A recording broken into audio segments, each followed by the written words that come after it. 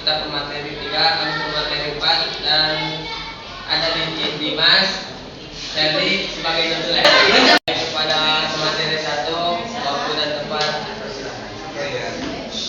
Kolom KS miskin bercerita tentang perjalanan hidup berupa penderitaan yang dialami oleh miskin.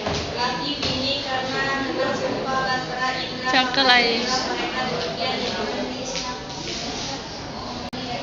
Pada pemateri 2, karakteristik mengandung pesan moral yang baik seperti kejujuran, integritas, dan kebaikan hati. Bercerita tentang penderitaan yang dialami oleh seorang pasangan suami istri miskin yang terkena kutukan dewa Indra, termasuk warisan sastra Indonesia yang relevan dalam kehidupan. baik kepada pemateri 3, kami persilakan. Nilai kehidupan. Ayat si miskin mengajarkan mengenai pentingnya mempunyai kebaikan hati serta berbuat baik kepada sesama. Selain itu, juga mengajarkan pentingnya solidaritas sosial di mana individu dalam masyarakat saling membantu dan memberikan bantuan kepada yang membutuhkan.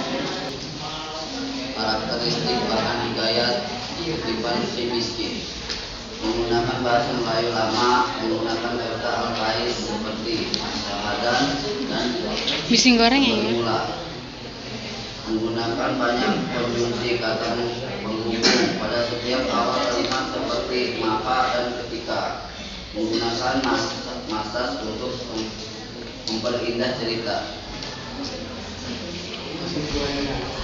Cerita hikayat miskin berkaitan dengan pesan moral yang kuat tentang pentingnya bersikap sabar, tekun, dan berhati dalam menghadapi kesulitan hidup.